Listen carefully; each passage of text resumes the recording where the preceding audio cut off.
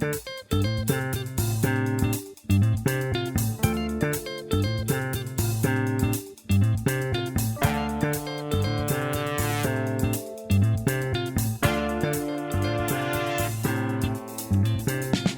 and gentlemen, welcome to Africa Straight Talk. We are Africa's unapologetic podcast that brings you interviews and discussions of matters of the African continent in a very unique and straightforward way. My name is Samuel Nadeau. We are so grateful for your continued support of our podcast. My co-host today is my friend and producer of our show, Kaboshi Mbunkwa. Edwin, my other co-host, is not available today. Hello, Kaboshi. How are you?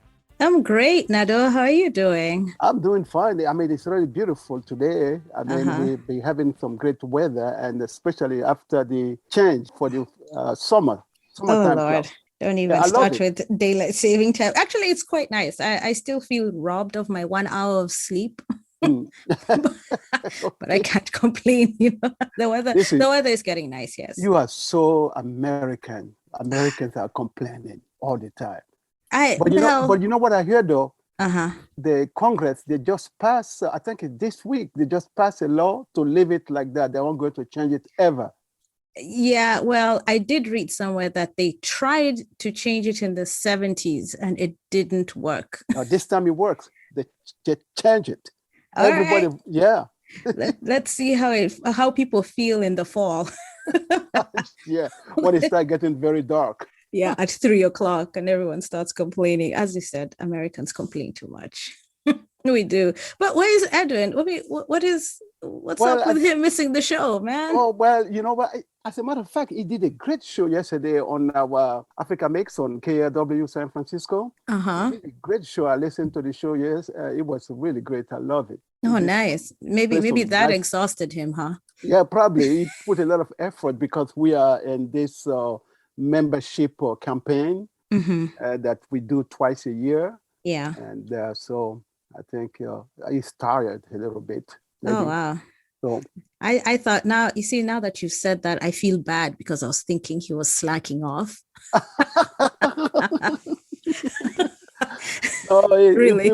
Yeah, I know. It's Mr. Mom. And today of all days, when we have somebody on the show who is actually going to talk about something that actually grows in his own backyard back in the great area where he grew up in Kisii Highlands. Oh, really? Yes. Oh, wow. Okay. That's interesting. It's so interesting. Right. I know. I don't know what he's going to do next week. I think he's going to try and catch up and just take over the show next week and just talk about bananas, because that's exactly what we're going to talk about. Okay, listen, because our guest is so way in Africa, and it's very late there now. So let's bring him on. Let's bring him on.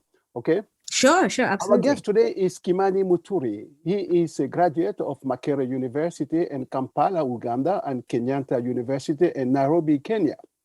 He has great passion and skills, training, development, and commercialization of innovation for jobs and wealth creation. He has worked with youth and universities in Uganda, supporting them through lecturing and linking them to job and job creation, something that we greatly need in the continent. In addition, he works with women to add value to bananas and banana byproducts. He is also the founder of TexFad Limited, a company that produces handsome textile and offers opportunities for work-based, non-formal skill training program targeting youth and women. Kimani Muturi, welcome to Africa Straight Talk, my brother. How are you? I'm very fine. Thank you for having me. We're so happy to have you here, Kimani. In fact, when I saw the video, I watched the video of you and whatever it is you're doing, I was like, we have to have this guy on the show. Absolutely, because he is exactly the person that we were looking forward to talk to and to spread the word about the good things that people are doing on the continent. So, Kimani, tell us briefly about your childhood. Where were you born? How was it growing up? Thank you so much. I was born in Kenya. I'm Kenyan by citizenship. I was born in a small village called Kigoro, that is in central Kenya. I was born from a humble home, a family of 7 children, and with the grandparents living in the same compound, growing tea, growing coffee, and a small section where we would grow vegetables and some maize. You make me homesick. Yeah. It's, Yeah. it's so nice to live in this type of environment, Oh, yeah. Oh, yes. I went to the primary school around still that area. I still remember my first day in nursery school, those cold days in July, walking to school barefooted like any other child in the village, reaching late at school and trying to catch up with the classes at school. And trying to work hard also at the same time, reading books and doing homeworks in the evenings. Mm-hmm. And doing the other chores of the home. That's nice. Yeah. That's a great, I mean, if Edwin was here, he would have, you two would have bonded really well, because he also talks about growing up in the village and all that the village kind of life. So in your introduction, you have great passion and interests in skills training, innovation development and commercialization of innovation. Where did this passion originate? Walk us through that. Now, after my primary school, I went to a high school located still in Kenya in the Baringo district, a national school called Kabarnet, a boys' school. And here in this school, I decided to do fine art. And I remember when I decided to do fine art, I had challenges with my father. Yeah, because for him, fine art is not a doctor, it's not a lawyer. Mm-hmm. Yeah, he's not a doctor, he's not a lawyer. It doesn't lead to a white-collar job. Yeah.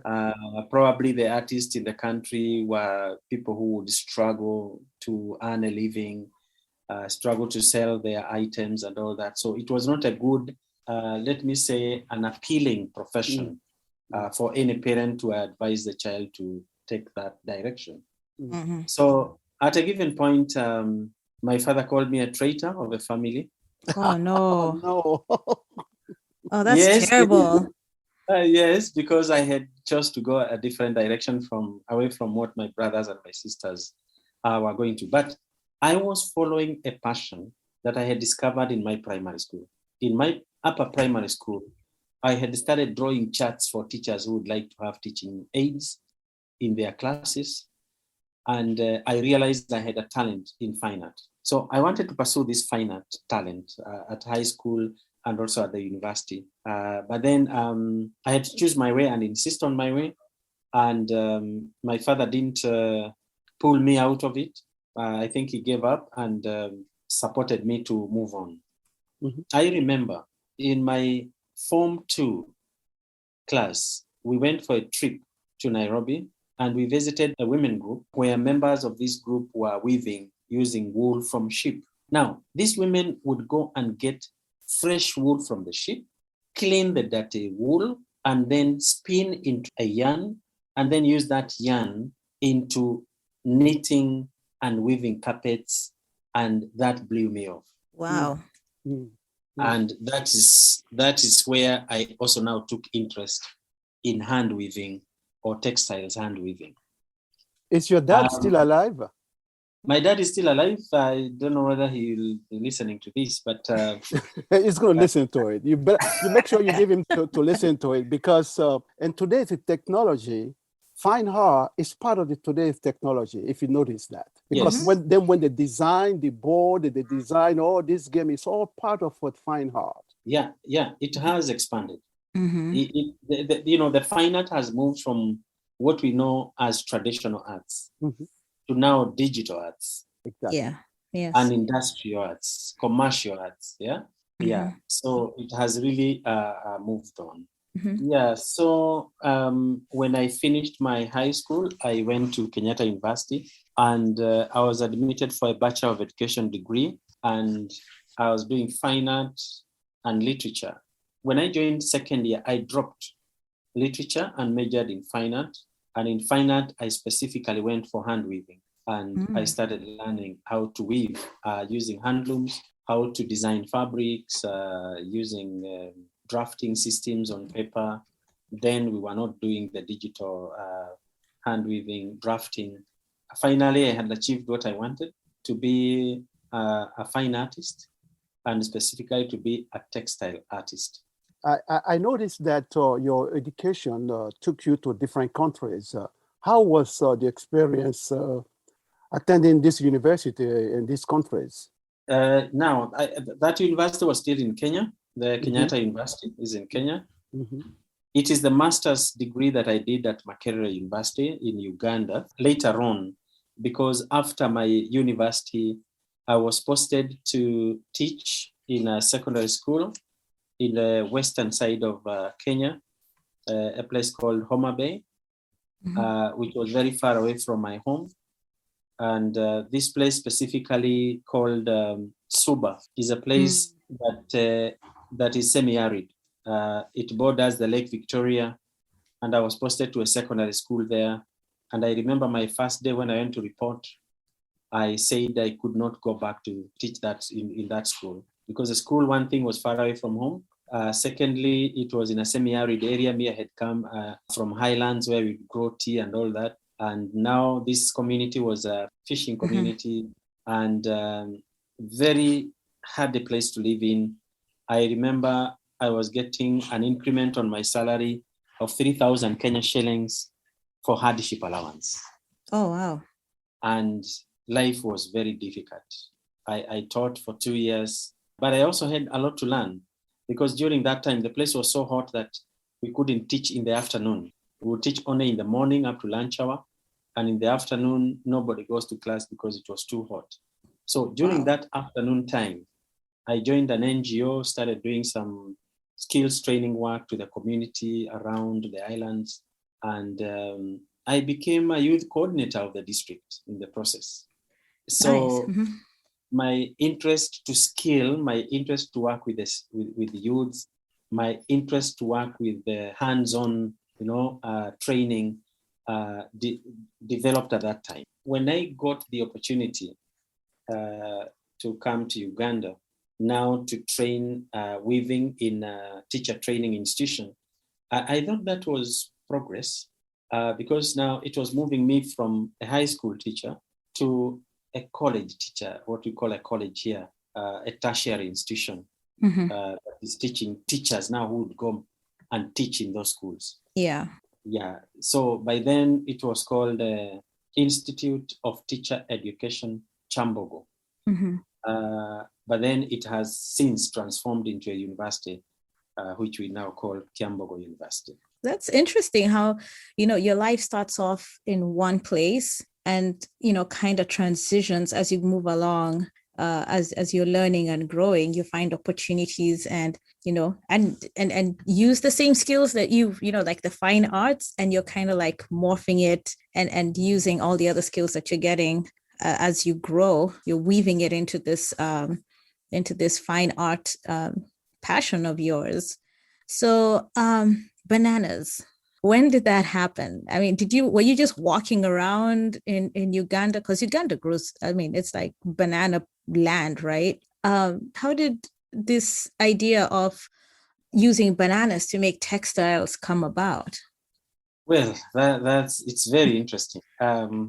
When I came to Uganda, I realized that the staple food of this country was bananas, majorly called matoke. Matoke is cooked bananas, steamed or roasted. There are so many ways of preparing the meal of bananas. And then banana grows so widely in the country. Uganda is actually the second largest banana growing country in the world from China. Oh, wow. And specifically the cooking type banana, not the yellow banana, but the cooking type banana is the second largest banana producing country in the world. Now, when you're talking about banana, are you talking about the banana plantain or the small banana? That's what I was gonna say. There are different kind of bananas. Like they don't sell in America. It's very difficult to find the cooking bananas that Kimani is talking about. You know that, Nado? Yeah, the Nado plantain. knows plantain, the one that they fry. Yeah. You can't fry the cooking bananas. Is it the same? Is it different No, No, the plantain is much bigger than the than the other banana? small sweet banana that you Yeah. eat for dessert and things like that. Yeah. So And then that's there's the cooking banana that Kimani's talking about, the one that you cook literally, and you mash it, you can steam it, you can Kimani, go ahead. Continue talking about how you got to that part. Now, the plantain is different from the cooking Okay. varieties of bananas because the plantain can be roasted, it can be fried, right? Yes. Yeah. The cooking type cannot be roasted and fried and enjoyed as you would enjoy plantain. Mm. Okay? That's true. So, Plantains are like then, sweeter. The cooking banana is not sweet. but when you eat it with a good sauce, it's a nice meal. Oh, it's very nice. Yes. Oh, yeah. So there are those three categories of bananas. There's a cooking type, then there is plantain, and then there are these dessert bananas. The small yellow bananas. Yes. So Uganda produces all those. Okay. Oh, okay. And when I talk about consumption, and I say that we are the leaders in consuming, now you'll find that there are families in the morning who prepare what we call katogo. Katogo are just like, let's say, 4 or 5 fingers of bananas which are cooked. And there is a little sauce, maybe a beef sauce or offals or groundnut sauce. That makes a breakfast. Now, those 5 fingers are already almost 1 kg. A 1 sauce kilogram. for breakfast. Yeah. That is so nice. Oh, yes. And it just give you the energy to move on. Yes. And a cup of hot tea, either black tea or milk tea. Yeah. And that's a big breakfast. Yeah. Enough. Then after that, you will find somebody eating matoke, lunch hour, with some sauce. Yeah. So, and then somebody will eat yellow bananas, maybe at 4 p.m. with some other accompaniments there. And in the evening, still somebody eats bananas, matoke. So you see, you'll find that there are people who eat like 2 kilograms of bananas in a day. Oh, wow. So that's a lot of bananas. That's a lot of potassium in there. Yeah. And I know my friends who eat bananas throughout the year. I mean, every day they have a meal of banana. Okay, throughout the year, at least 1 meal a day is banana. Basically, when you spread that out, you realize that our consumption is around between 0.6 to 1 kg per person per day. Yeah. So we make the largest banana consuming country. Now, with that consumption, there is demand for production. So when I looked at the banana plantations in this country, hills and hills, acres and acres of bananas, and then you look at the stems that lie on the ground after the harvest, then I started thinking that this stem, in case it can be put into use, then this can transform communities, especially the vulnerable communities that live in the villages and also the youths who live in towns and suburbs and all that. So I started a process of trying to see how I can extract fiber from the stem, because I knew that for the stem to be strong, to hold like 30 kilograms of banana bunch, there has to be some kind of fibers definitely in the stem. So I started a research to see how I can pull out the fiber from the stem. And it took a while because manually it was really quite a difficult work, scraping the sheath of the banana stem several times with a blunt object until the fibers come out. Oh, wow. It was quite hectic. But we moved on, and my joy was that I realized there are fibers in the stem, and I was quite happy. And we tried to weave some few items, handicraft items, with the banana fiber. Then I could see, this material is working. And then now we started working on innovating an equipment to extract the fibers from the stem to make the work easy. Yeah. So at that particular point, I realized that I needed more freedom than just doing a research at the university. So I set up now what we call TextFund. And I opened a small business in a small container. I called it TextFund. Now TextFund was the Okay, idea. can I stop you for a bit? I want to know before you talk about how TextFad started. How long was the process from when you tried to extract, the fibers from the banana stem, to actually discovering that, oh yeah, this is something that actually works, and and when we weave with it, it actually produces something that's valuable and actually can be used. What's the timeline like? Did it take 5 years? Did it take 10 years? That took around 4 years. Oh wow. Yeah, around 4 years. And then I can say the fifth year, that is when we started working on the company. Oh, okay. So TextFad, does it stand for anything? Yes, TextFad stands for textiles, fashion, and design. Because the thinking was to establish a small company that can help in developing textiles from the natural materials. And we are not just looking at banana fibers. We were also looking at wool from sheep. And we were also looking at other plants. Banana was just one of them. Yeah. Now I had this idea. In Africa, people dig with hoes. Most of the smallholder farmers, they dig with hoes, and they do a lot of weeding. I've done that myself. And when you're weeding, you find there are some weeds which are very stubborn. They grow, they are creepers, they are long, and all that. So there's a time I thought, is it possible to get some fiber from some weeds that disturb the farmers, so that when the farmers are weeding, they are actually harvesting a fiber. Yeah, so that motivates them to weed their gardens, because that weed they are removing can also be extracted into a fiber which can be used to make maybe a handicraft which they can sell.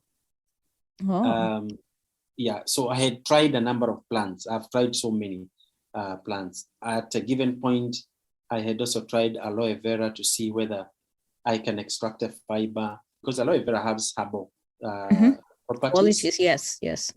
So I was thinking in that line, can we extract fiber from herbal aloe vera, and then we make a face towel, for example, which can maybe be used to wipe out pimples and dark skin, dark spots, and all that.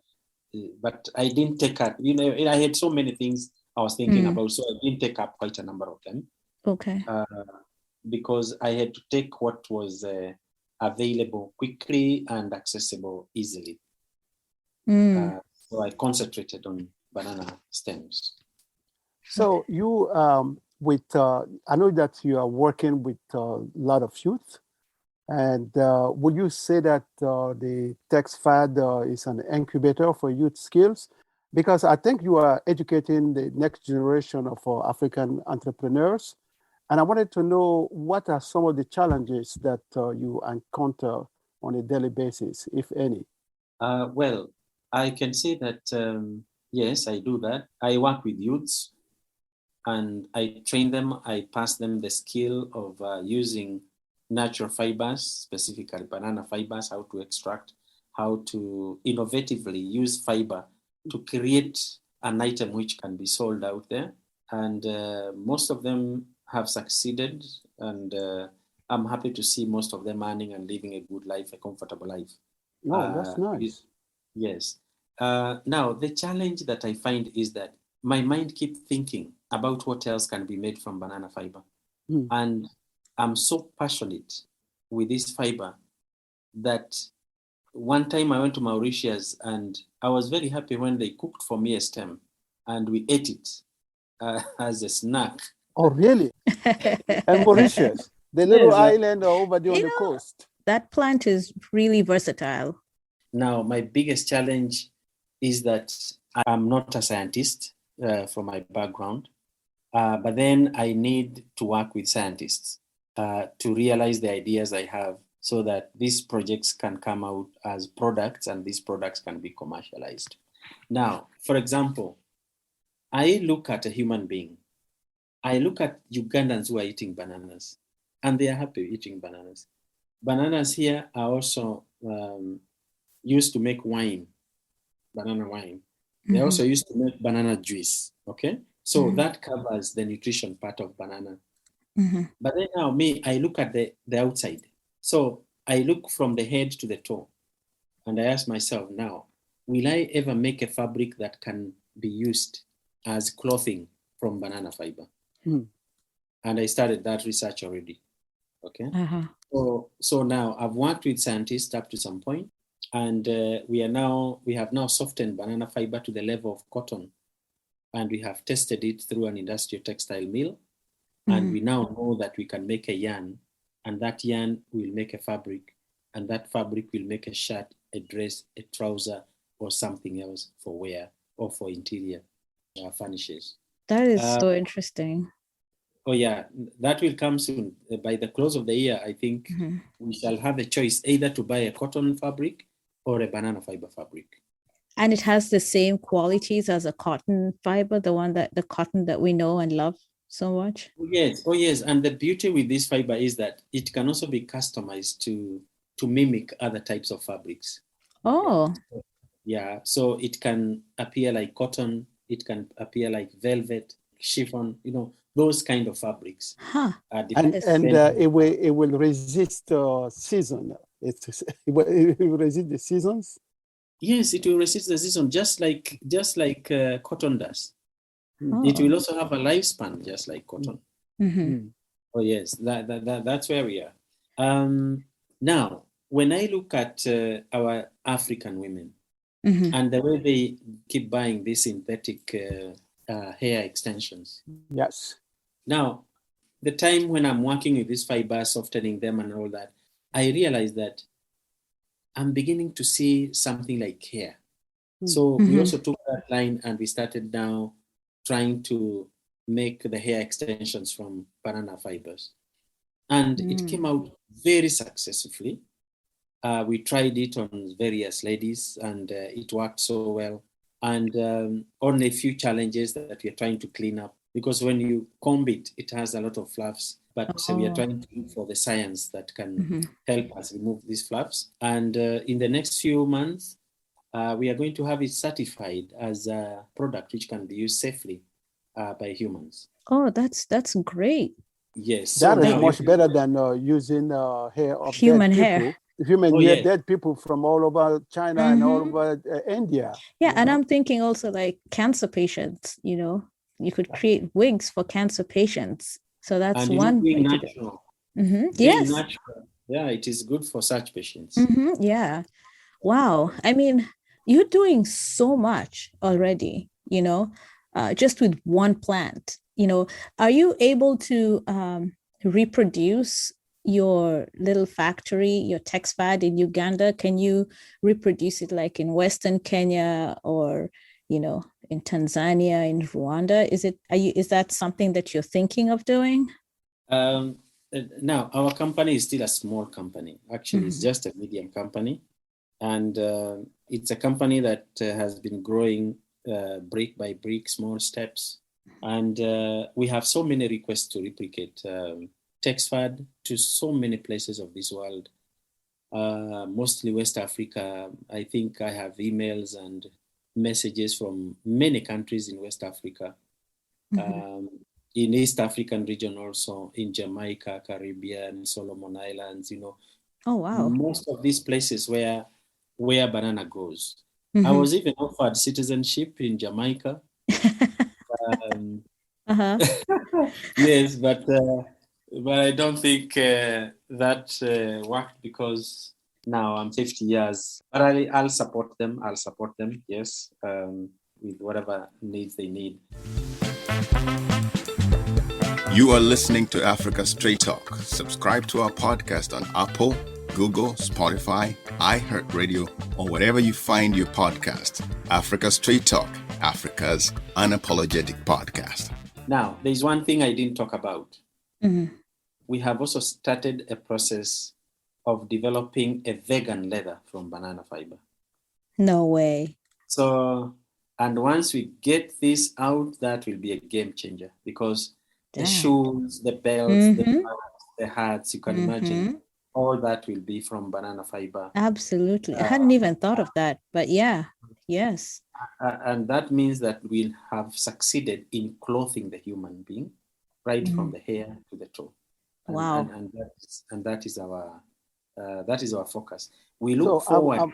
I wanted to make sure that everything that you're doing, you have a Patent. trademark Yes. and copyright on all these things to protect your product. The technology, your ideas, the process, not even the idea, but the process of making all these things have some intellectual property on it, because you never know, someone might take it and make millions out of it, Yeah, we have applied for 2 patents so far.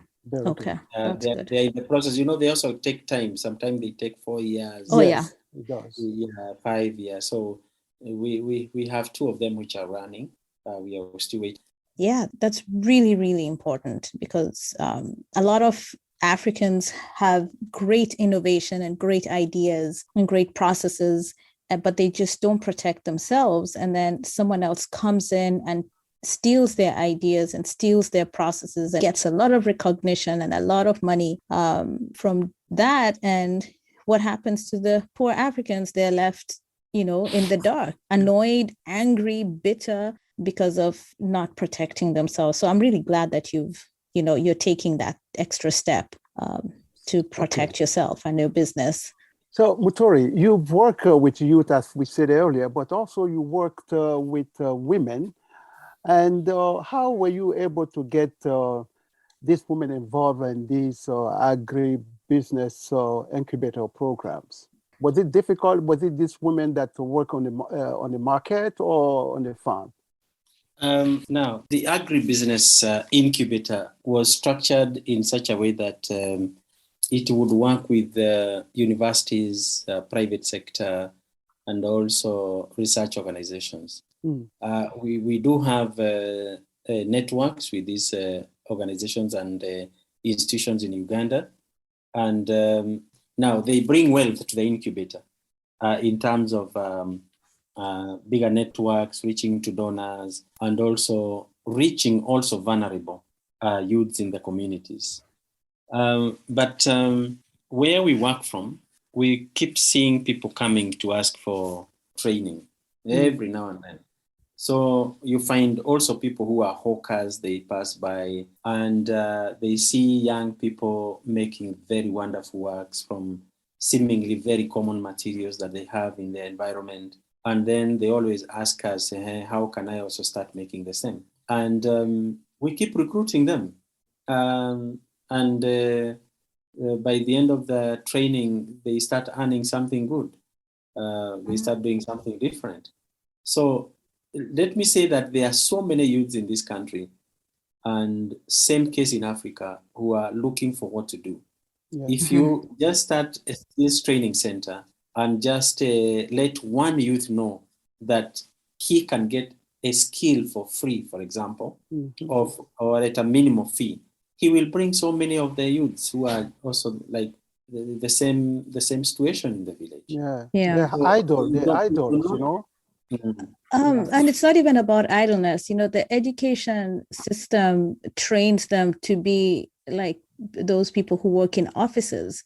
It's a white collar kind of job situation that everyone is looking for, and there aren't enough white collar positions for everybody. So what happens to those students who are not geared to be a white collar employee, to work in an office or something like that, but they have skills that they can use to make money? We still need carpenters. We need weavers, right? We need, people who use their hands to do things.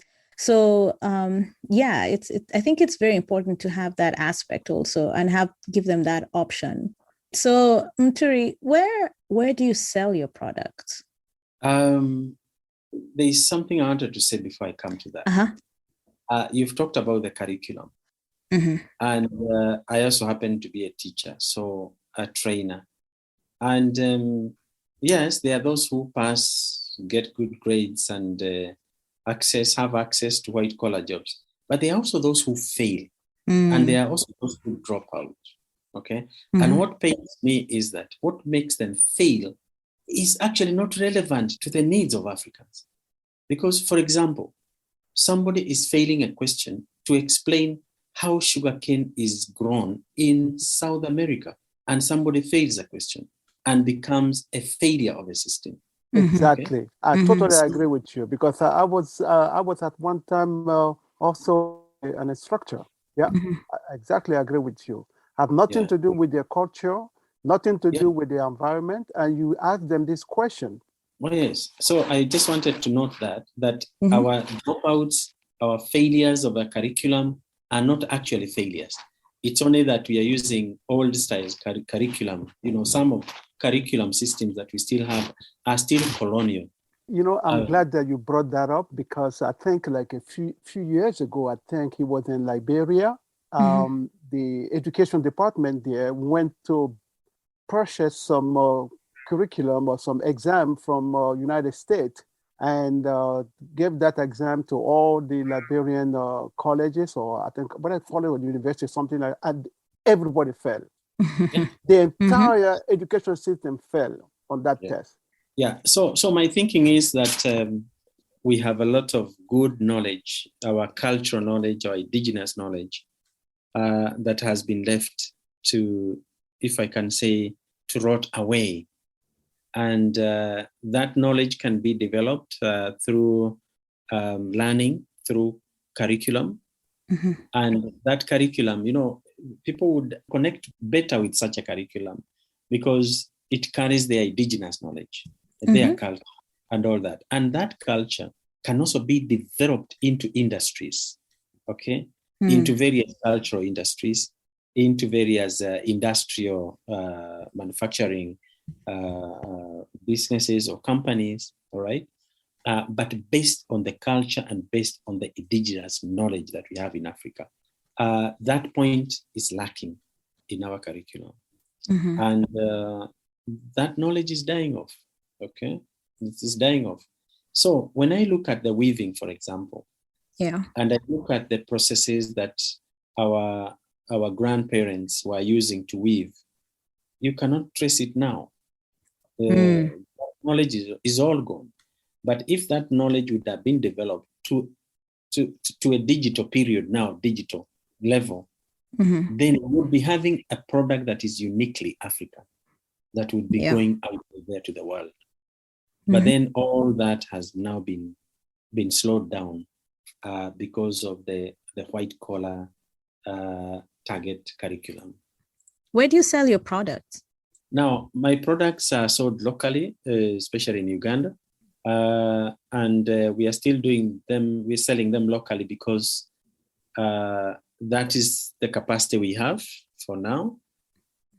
We have around 26 people who make specifically banana fiber products, carpets every day. Wow.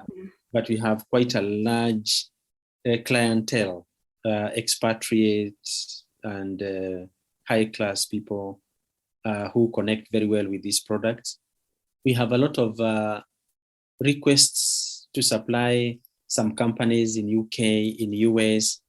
I know there is one of the leading wholesalers in US who collects rugs, carpets from different countries across the world. And they were happy to connect with me because they didn't have rugs from East Africa. And they were talking about containers of carpets, which I could not meet. So speaking of that rug, how long does it take you to make a rug, depending on the size, of course? Maybe the smallest size is what? The smallest size is like a doormat. A doormat. Okay. Yeah, which would be like, let's say, 2 feet by 3 feet. And that I have weavers who can make 2 pieces per day. Yes. These are what you call like hand woven rugs, right? So It's they hand woven, yeah. So they're really, there's a lot of passion that has gone into them. It's not like you type something in a machine and just send it off, and at the end of the line, something is produced. It's something that someone actually takes their time to do. So that is, I am just awed by you. I don't even know what to say. because you're doing so much, you're doing so great, and you're mentoring students, which is something that aspect is missing in a lot of the education, that goes on. And do they do internships with you, or are they workers that come for a certain period of time from their school? How does that process work? But how long do they stay with you? And then before they go out and, complete their education? Yeah. There are two ways. There are internships where we get students from local universities and even international universities. We've had students coming from Princeton University. I think 3 times now. There is even one we are already preparing. But we receive most of them from local universities. Mm-hmm. So when they come, they spend 3 months with us at Texford. And the first thing we do is to introduce them to our raw materials, how to extract, how to handle, how to prepare, how to dye, how to spin, and all that. And then they start making products. Once they learn the techniques that we have already at Texford, Mm-hmm. then the last month, we take them through innovations, because we usually tell them we wouldn't like them to go out and do the same things that we are doing, because they will become our competitors as well. So we sit with them, and being students from the university, definitely they have a wider scope for research and all that. So, and they try to make their own product. We make sure that by the time they leave, they have Mm-hmm. their own product that we do not produce or we have never produced. And that product now we advise them to leverage on it and go and start making products and selling. And where they need to connect with us, maybe they don't have a machine for raw materials, preparing raw materials, or they do not have the raw materials, then there is a way we work with them to help them so that they can access materials from us, or an equipment they don't have, they can come and make the product from Texford and then take them to the market. Then there are community members of the community, the youths and women, who also come for training. But these ones are usually NGOs. They are NGOs who focus on skills training. So they access funding for that kind of training, and then they identify these youths and bring them to Texford, and then we also train them. And then lastly, there are those asking for training, and then we also take them up. Okay. Oh, that's great. Why don't you want competition? I hear competition is great. Yes, competition is good. And I can tell you that it is good to advise a young person to be innovative than to just copy what somebody is doing. I know, yes, like I've mentioned that I have clients who would like a container of carpets. Yeah, that means we need to be many who are weaving, but you also need to be many who are innovating. And when you handle such a student at that level, at the university level, then you wouldn't like to really train that student to reproduce what you're producing, but it's good to take that student through an innovative, channel where he can innovate his own product. You're actually very right, because everyone should be unique, and it's not a copy-paste situation. This is art. You should have your own signature on everything that you do, right? So you're absolutely right with that. I'm going to ask, banana grows around its area, but what are your suppliers in the area? Because I know Texford does not have actually a banana plantation. You might be getting your raw material from farmers. Where are those farmers located? We get, yes, banana fibers from various farmers. When we started Texford and we started collecting these stems, most of the farmers would give us stems for free because that was unheard of, that somebody is going to a farm asking for stems, and would come with a lorry and pick them, until sometime when they realized that we are taking too much. Then they were like, where do you take these stems? So we kept saying research, and then finally they're like, no, this research is now going too far. So we started buying from them. Yeah. So now we have farmers who actually sell the stems, and that is another income. You can imagine after tendering after taking care of the fruit and selling the fruit, then the stem they sell, which is another deal. Exactly, because you are doing something remarkable and transforming a part of a banana which otherwise would have been tossed away in a landfill. Yeah. Exactly. Now we have machines that we use to extract our text fat. But over time, we realized the demand for fiber now for our personal use was growing higher and higher, and the expense to carry the stems from the villages, bring them to our company was becoming more. So we made more machines, and then we made agreements with various farmers. We trained them, located those machines in their farms. So they now supply us fibers, and then we pay them. They extract from the garden. And then the residues, the biomass generated from extraction, goes back as manure to the banana garden. Yeah. Oh, wow. So nothing gets wasted. The banana fruit is eaten, the stalk is used for fiber, and whatever that goes back into the soil. Exactly. What a great way to really support ecology. And the same waste, when we extract from our factory, we dry it, and then we carbonize, and we make charcoal briquettes, which is clean energy. And these briquettes can burn on a charcoal stove for 4 hours. I mean, is there anything Kimani Muturi can't do? He's like Superman. Seriously. No, it is his fine art brand that he designing things in his head. Oh my and then God. putting that into a product that that we can use every day. Yeah. I mean, I don't know. I mean, when I visit Kenya, I'm Kimani, I'm going to look for you. I'll go all the way to Uganda because I need a carpet. Please come and see. And the good thing, you can tell us the design you want, the size you want for the carpet. That's another very interesting thing. Most of people who go buying carpets, you find carpets in a store and then you say, oh, which one do I buy? Which color do I buy? Size. But here you order, you say, my space is 6 feet by 4 feet.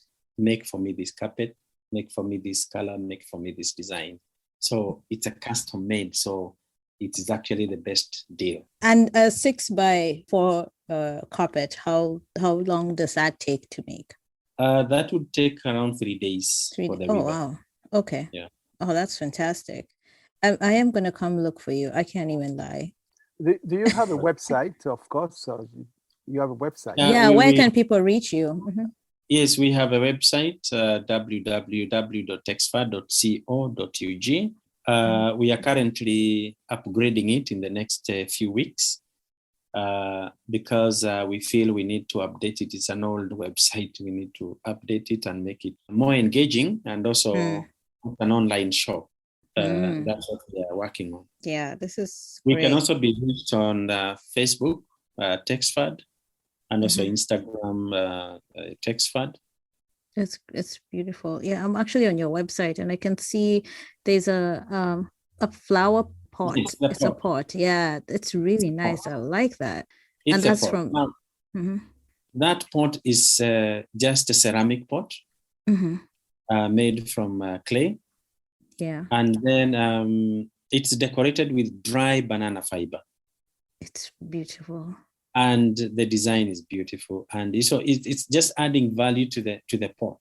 Because most of the artists out there who do ceramics and the pottery, they just paint them with some color to get the design. But for us, we thought we could stick banana fibers in different colors and come up with a design. And it makes it more natural, Yeah. It's really beautiful. I absolutely love it. And I also see you make lampshades. Oh, yes. When we are making carpets, there are fluffs that we cut off when we are trimming.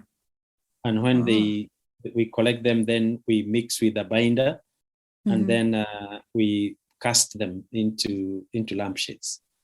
I mean, I'm just amazed at the work that you do. I can't even lie. It's not just about the environment. It is also about taking care of the people, the women in the community, the youth in the community, to give them a future and to give them hope that, you don't need to have an 8 to 5 or a 9 to 5 job in an office and drive a big car. You can actually get a lot of satisfaction from just using your own hands, and bring smiles to people's faces.